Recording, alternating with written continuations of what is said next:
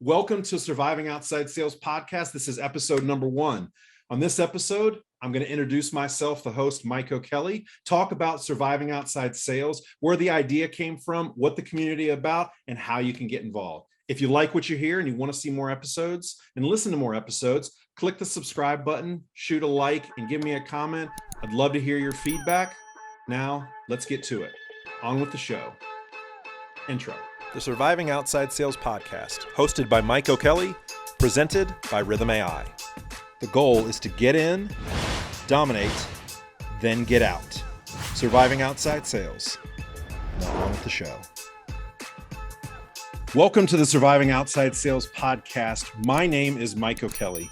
I'm going to be the host of the Surviving Outside Sales Podcast, but I can't do it alone. I have a team I'd like to introduce you to. My business partner and the co-creator of Surviving Outside Sales is Justin Lohman. Now, a two-person podcast doesn't necessarily work as well, so I'm going to be spearheading the podcast, and Justin will drop in from time to time. In fact, he will be the first guest on the next episode of the Surviving Outside Sales Podcast. You're going to get to know him. He's an absolutely fantastic guy, great salesperson, one of the best I have ever met, and he has really sharpened my sales ability, and we're going to pass all of his great knowledge on to you, the listener, as well. The Surviving Outside Sales community. Surviving Outside Sales is a community that Justin and I created several years ago. We started talking about what salespeople really need. And what salespeople really needed was great technology and tools for them when they're in the field, but there also needed to be something on the training aspect.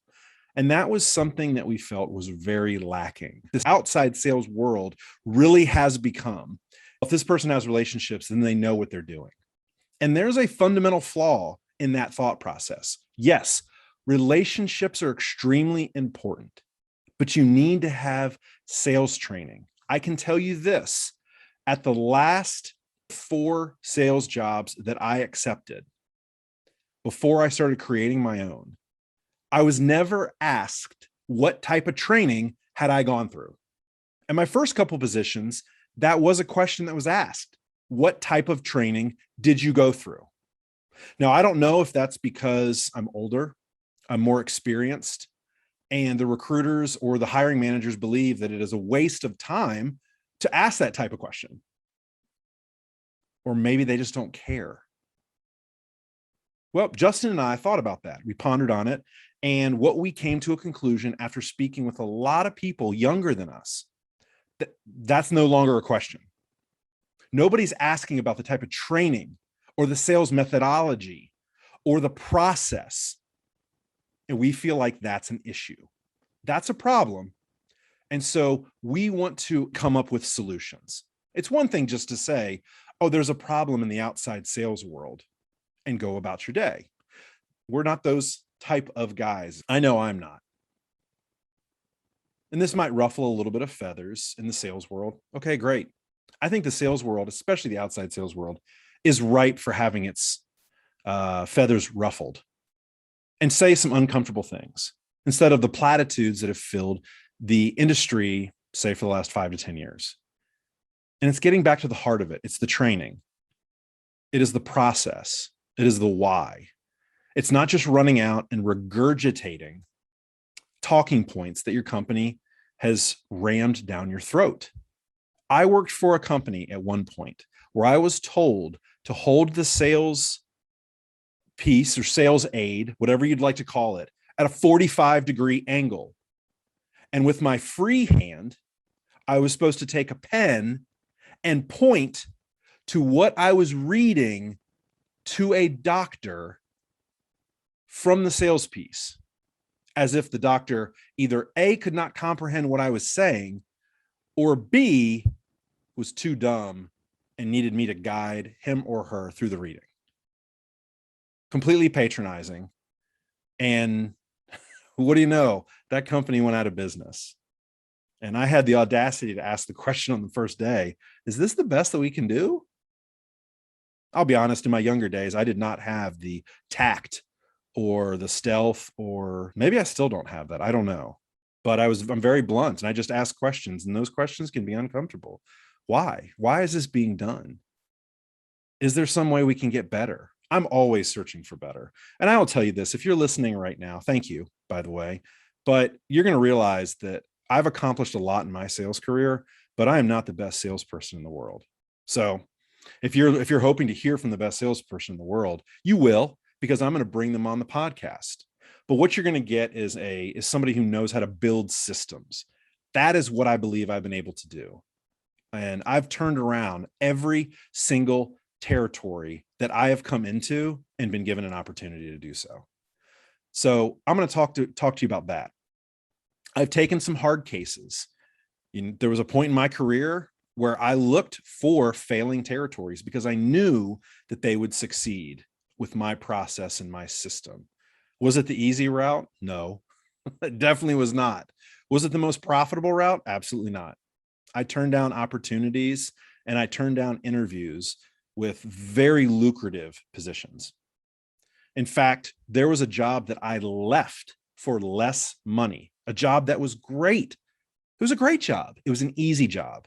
I had built up the territory to the point where it was almost on cruise control, but I left for less guaranteed money. And the reason why was because I wanted to get into a certain industry and I wanted to challenge myself. I wasn't challenged anymore. And I saw the stagnation that was happening because I wasn't given the tools necessary to take to the next level. But the number in my territory that I was told when I started was the ceiling. You're never going to get more than this. I almost quadrupled it. So that is what you're going to get from me. You're going to get a very honest discussion, no fluff, a little rough around the edges, a little ADD maybe, but it's going to be real.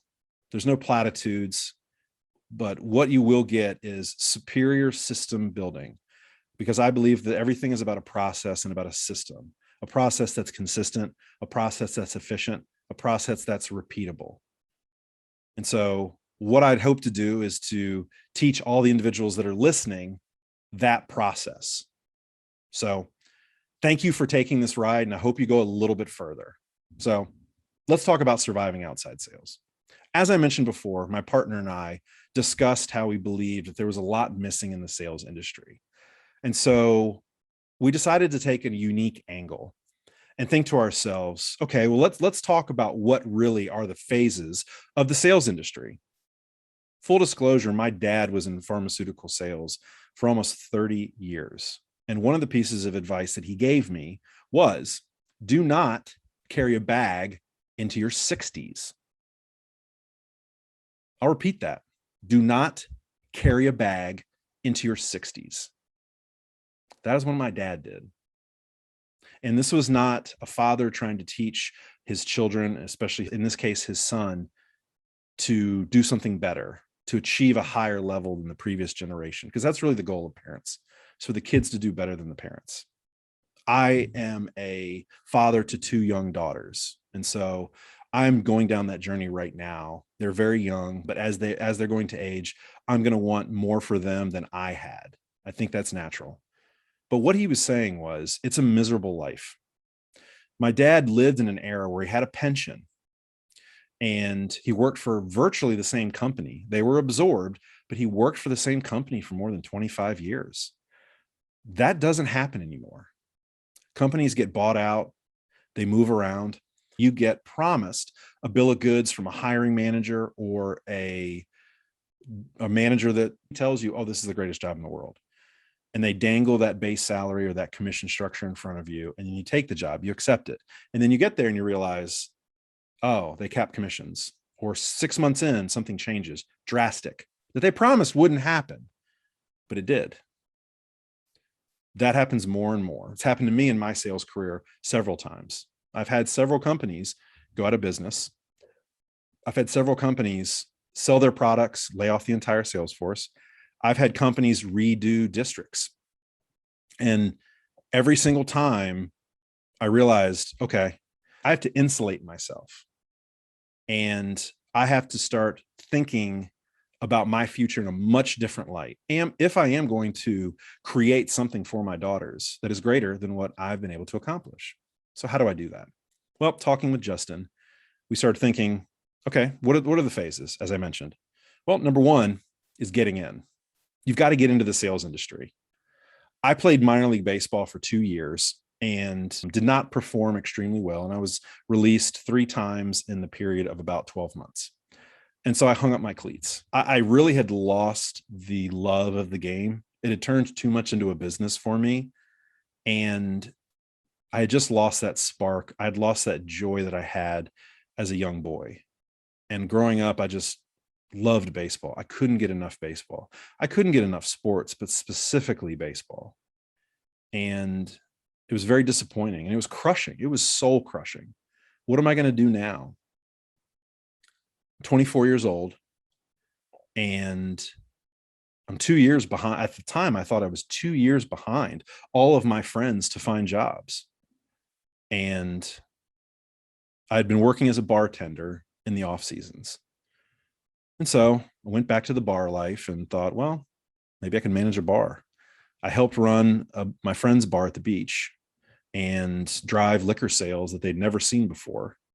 And I thought maybe this could be my life. Maybe I could be a restaurant manager. It's outdoors, it's fun, it's interacting with people. But then I just realized I didn't want to do that. And so I looked around to the sales world. And so I didn't know what to do.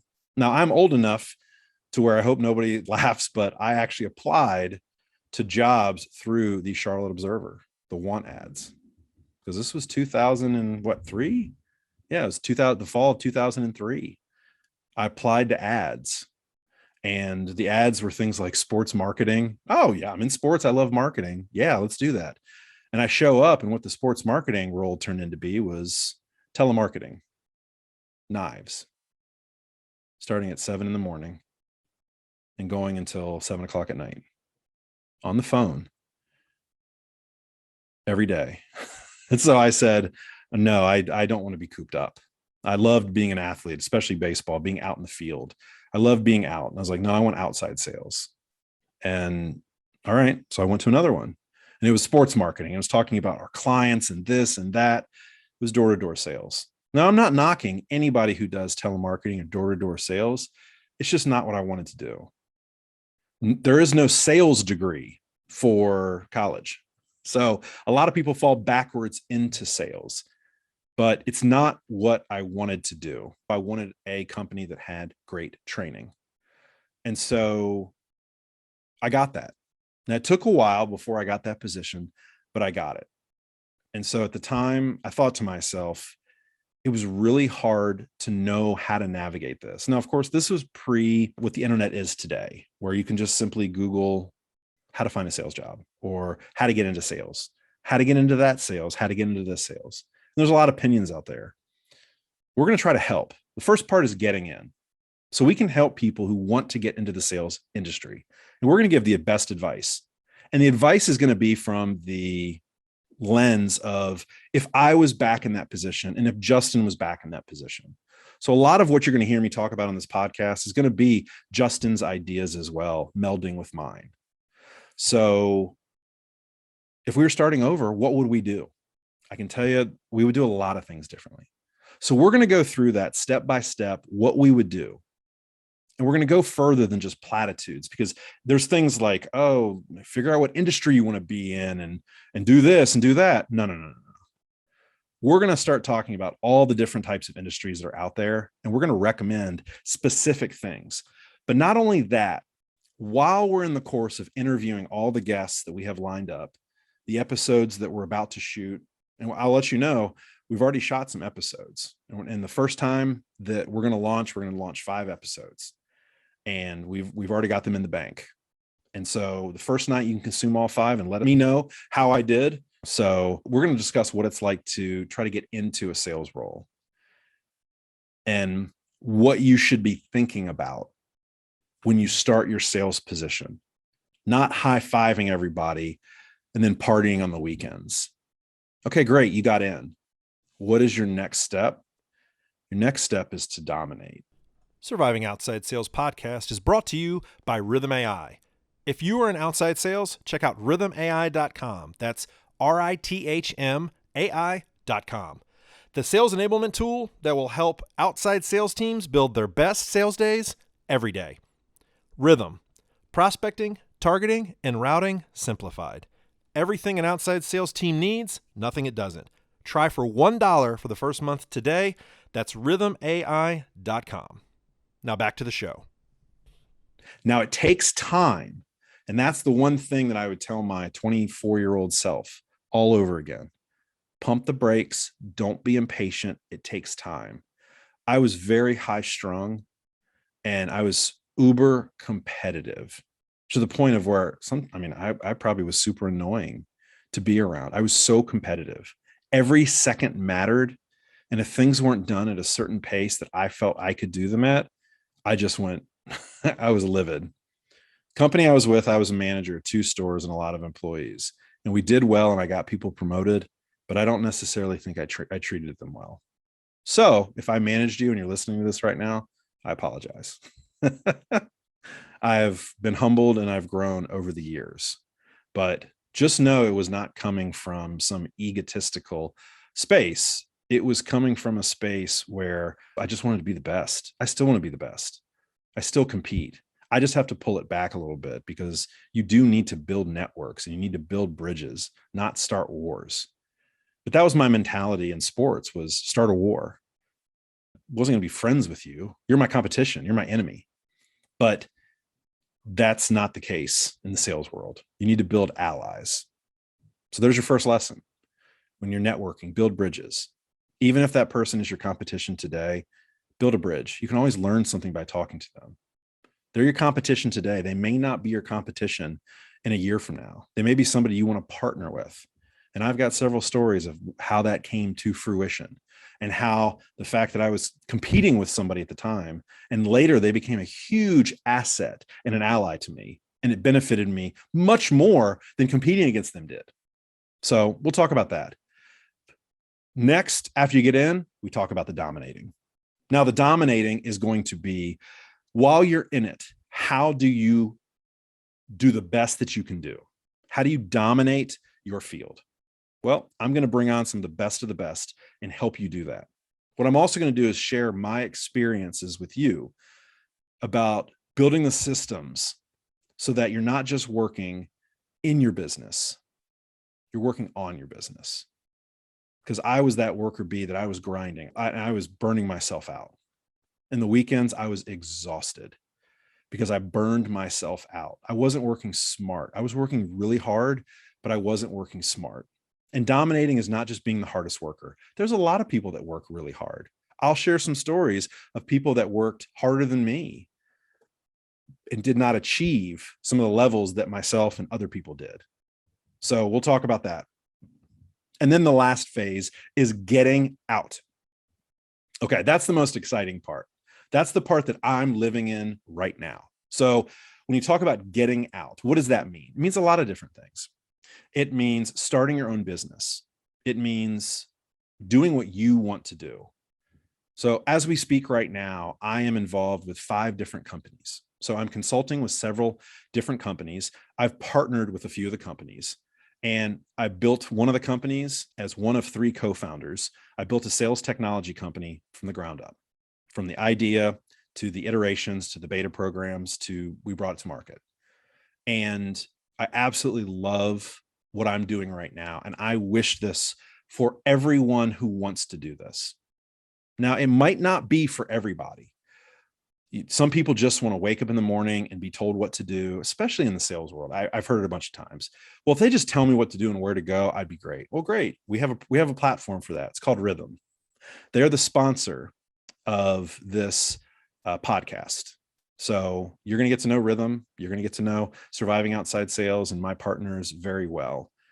And the getting out part, we want to show that there's a life after corporate sales. And what I mean by corporate is just being told what to do, even though it doesn't necessarily make sense, and getting through a quarter and they change the comp plan on you because you made quote unquote too much money. But yet, if you're the salesperson, if you made too much money, that means the company made even more money than they should have.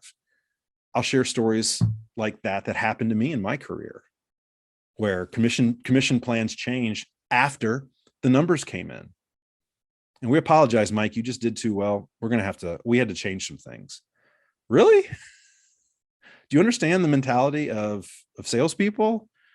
We have a goal, we achieve it, we blow past it, and all of a sudden now I'm going to be penalized. Okay. We'll share stories like that. It'll be a little cathartic. Hopefully you're nodding your head while you're listening to this because this happened to you.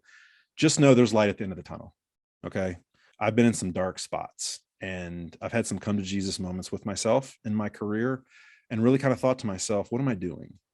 And I just stayed the course. I was very persistent, and I had a goal and I had a dream in mind, and I still have a goal and I still have a dream in mind. But there's a lot of different avenues that you can go. The getting out part, you first have to get into sales, and then you have to dominate sales. You have to build up the requisite skills in order to be successful on your own as an entrepreneur. If you don't, you're not going to be as successful as you could be. So there's a process. You're getting into sales, you're learning, you're networking, you're doing the 10,000 hours, as Malcolm Gladwell said. You're building the metal, you're sharpening your skills. So when you're out on your own, it's that much easier. And we'll navigate, and we'll share stories of people who have done that. CEOs, inventors, franchise owners. There's a lot of ways that you can run your own business. You can be your own boss. You can live your own dreams. So we want to be that for you in the Surviving Outside Sales community. We want to teach you how to do the best you can, guide you along the way, but we're also going to learn from this. The more people that I'm going to interact with in this podcast, the more I'm going to learn. And I love that. I love to learn. I love to learn about industries. I love to learn about things that I didn't know before, because my experiences in the outside sales world is just a small sliver of what's out there. And so you're never going to hear me talk about absolute truths about this is the only way to sell, and this is the only thing you can do, and the only thing. No, there's no absolutes. Okay. Now, when it comes to building a process, I do believe that there are best practices. So from time to time, I might say you have to do this, but just note that that's about 95% of the time. There's always an exception to the rule. But when it comes to system and processes, yeah, there's a way. But when it comes to an opener or a rebuttal or a process of email sequences, no, there's no silver bullet. There's no silver bullet in sales. And if you want to get into sales and you just want to be the kind of salesperson that sells a ketchup popsicle to a woman in white gloves, well, great. You made one sale. You're never going to make another sale to that person again. And I've said this before, and I will say it over and over and over again. Sales is a repeat customer game. It is an advocacy game. In fact, my partner, Justin, and I will be discussing this, but we have come together. He had an advocate method, which we have coined the sales advocacy method. And it is basically a pathway to having people sell for you. Because if you can have people sell for you, you're going to amplify and the multitude of opportunities to sell. Because if I'm just talking to one person, that could be one sale.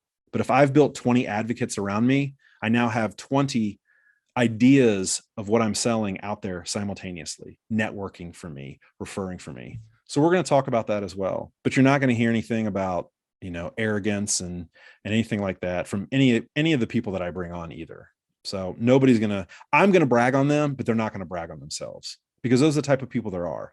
Super humble, successful.